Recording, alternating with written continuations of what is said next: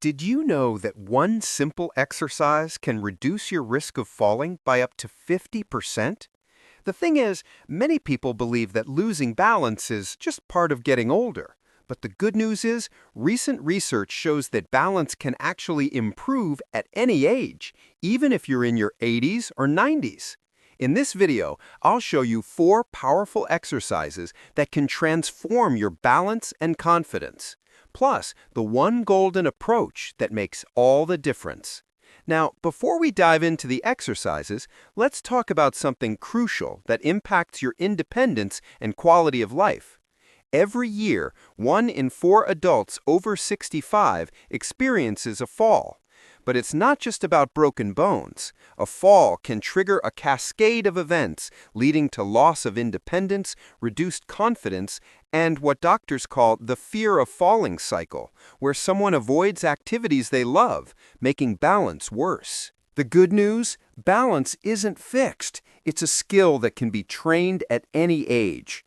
Recent scientific reviews show that older adults who engage in regular balance and strength exercises significantly improve their balance and reduce their falls. Some programs saw as much as a 25% drop in fall rate and meaningful gains in balance performance within a few months. Not all balance exercises are equal. Doing the wrong ones or practicing without the right approach can be frustrating or even dangerous. That's why in this video, I'll show you the top 4 balance-boosting exercises and the one principle scientists call essential for lasting improvement. Before we get started, drop your name and where you're watching from in the comments. We'd love to hear from you. Let's get into exercise number 1, the pillow squat with chair. This is something I recommend to almost every patient in my clinic over 65 who wants better balance. It's called the pillow squat with chair. Now, you might be wondering why we're starting with a squat when we're talking about balance. Here's the secret. Balance isn't just about standing on one foot. It's about having the leg strength to catch yourself when you stumble and the stability to control your movements. The pillow squat is brilliant because it combines 2 elements. The squat builds strength in your glutes, quadriceps, and hamstrings, the muscles that keep you steady. But the pillow adds an unstable surface, which forces the small stabilizer muscles in your ankles and feet to work harder. These are the exact muscles that help you adjust when you step on uneven ground. Here's how to do the pillow squat correctly. Start by placing a firm pillow or folded towel on the floor in front of a sturdy chair. Stand on the pillow with your feet shoulder-width apart, holding onto the back of the chair with both hands for support. The chair should be in front of you, positioned so you can comfortably grip the backrest. From here, keep your back straight and your gaze forward. As you inhale, slowly lower yourself down by bending at the hips and knees together, as if you're about to sit in an imaginary chair. You'll immediately notice the pillow creates a gentle wobble. That's exactly what we want, because your body is learning to make tiny adjustments. Lower down as far as comfortable, ideally until your thighs are parallel to the floor, but only go as deep as feels safe. Pause briefly at the bottom. As you exhale, stand back up by pressing through your heels, focusing on activating those big leg muscles. Keep your movements smooth and controlled. The wobble you feel isn't a problem. It's the training effect we're looking for. I typically recommend starting with 2 sets of 8 repetitions. To make it easier, use a thicker, firmer pillow that provides more stability, or simply do the exercise on flat ground while still holding the chair. You can even start with mini squats, only going down a quarter of the way. To make it harder, try using just one hand on the chair, or challenge yourself by hovering your hands above the chair without actually holding on. Exercise number 2, single leg standing. This one is the foundation of balance training, and it's called single leg standing. If I could only give my patients one balance exercise, this would be it. Here's why. Every time you walk, you're actually balancing on one leg. Each step involves a brief moment where all your weight is on a single foot. By practicing single leg standing, you're strengthening exactly the skill you use dozens of times every day. Single leg standing works multiple systems at once. It builds strength in your standing leg, particularly in the hip stabilizers that keep you upright. It trains your proprioception, that sense of where your body is in space. And it challenges your vestibular system, the balance organs in your inner ear. This is as close to a complete balance workout as you can get. Here's how to perform single leg standing safely and effectively. Start by standing next to a sturdy counter or the back of a heavy chair. Place your fingertips lightly on the surface for support. Stand tall with your feet hip-width apart and your shoulders relaxed. From here, shift your weight onto your right leg. Slowly lift your left foot just an inch or two off the ground. You don't need to lift it high. Keep your standing leg slightly bent, not locked at the knee, which actually makes balancing easier. Your hips should stay level, not tilting to one side. Focus your gaze on a point straight ahead at eye level. This steady focal point helps your brain maintain balance. Hold this position for as long as you can maintain good form, aiming to start with 10 to 15 seconds. Breathe normally throughout. Don't hold your breath. When you feel yourself wobbling significantly or needing to put your foot down, that's fine. Rest for a moment, then repeat on the other leg. Aim for 3 holds on each side.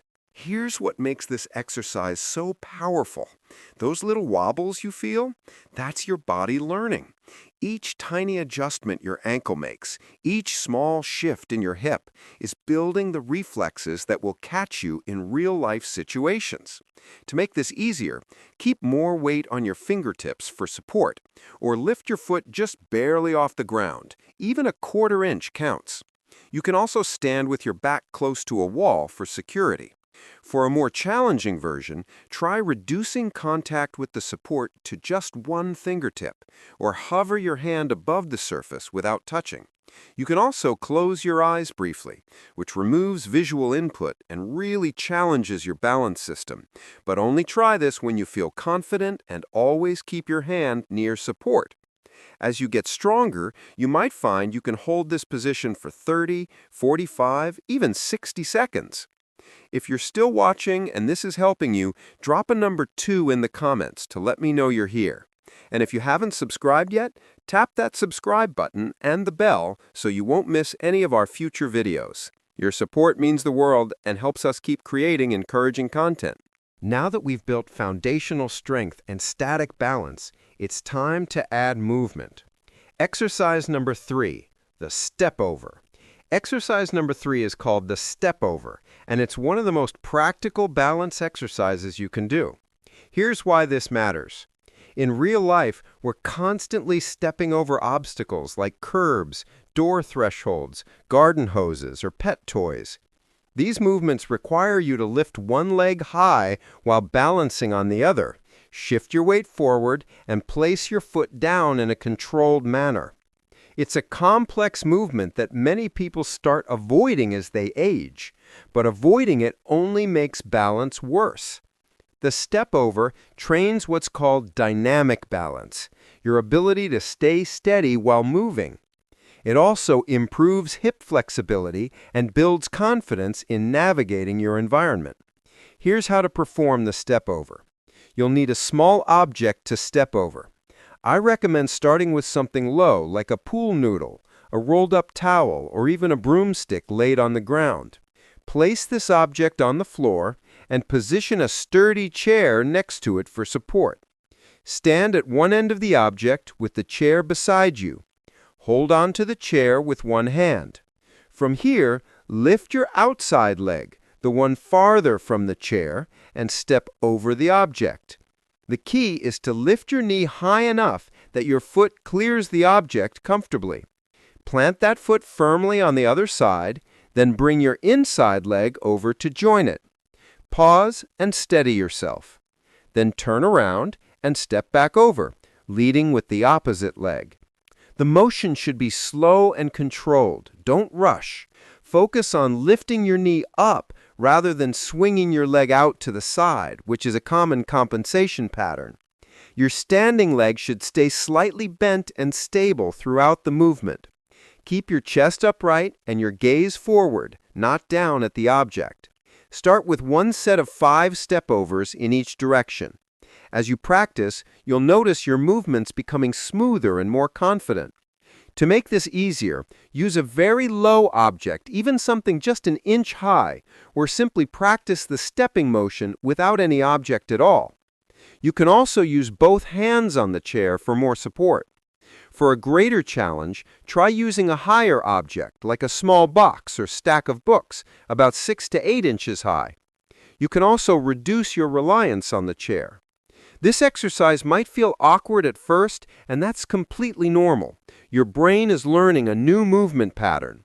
With regular practice, you'll find it becomes second nature. Exercise number 4, heel-to-toe walking. One that challenges your balance in a completely different way. It's called heel-to-toe walking, and it's also known as tandem walking. This exercise is actually one of the tests doctors use to assess balance and neurological function because it's so effective at revealing balance deficit. Here's how to perform heel-to-toe walking safely.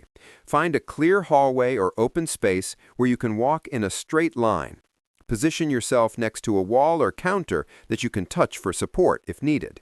Stand with your feet together and your arms out to your sides slightly for balance, like a tightrope walker. From here, take a step forward with your right foot, placing your right heel directly in front of your left toes so they're touching or nearly touching. Your feet should form a straight line. Pause briefly to stabilize, then step forward with your left foot, placing that heel against your right toes. Continue walking this way, one foot directly in front of the other, for 10 steps if possible. The key is to move slowly and deliberately. Don't rush. Keep your gaze fixed on a point ahead of you, not down at your feet. If you start to lose balance, it's okay to touch the wall or take a side step to catch yourself. Just reset and continue. I recommend starting with one set of 10 steps forward. As you improve, you can add a return journey walking backwards heel to toe, which is even more challenging. To make this easier, start by walking with your feet close together but not quite touching, leaving a few inches of space.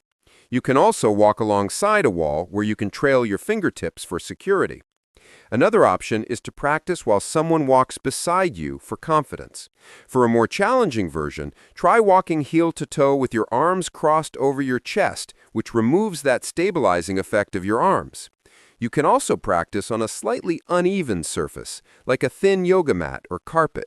Now that you know these 4 powerful exercises to boost your balance and confidence, here's something important. The best results come from practicing regularly. You don't need to do all 4 exercises every day. Instead, pick 2 or 3 exercises and spend just 5 to 10 minutes daily. Consistency beats intensity every time. Here's a simple weekly plan to get you started. Monday, Wednesday, Friday, focus on pillow squats and single leg standing. Tuesday, Thursday, Saturday, practice stepovers and heel-to-toe walking. Remember the golden rule. Increase your challenge by small amounts each week. If you can hold single leg standing for 15 seconds this week, aim for 17 seconds next week. If you can do 5 stepovers, try 6 next time. These small improvements add up to dramatic changes over time. Thank you for spending this time with me today. Your presence truly matters, and I'm grateful to have you as part of our community. Please leave a comment and tell me which exercise you'll try first. I read every single comment, and your words inspire me to keep creating this content. If this video helped you, please like, subscribe, and share it with someone who could benefit from these gentle, effective exercises. Your support allows us to continue producing content that's practical, kind, and designed to honor your journey. Thanks for watching, and I'll see you in the next video where we'll keep exploring ways to age with strength, dignity, and joy.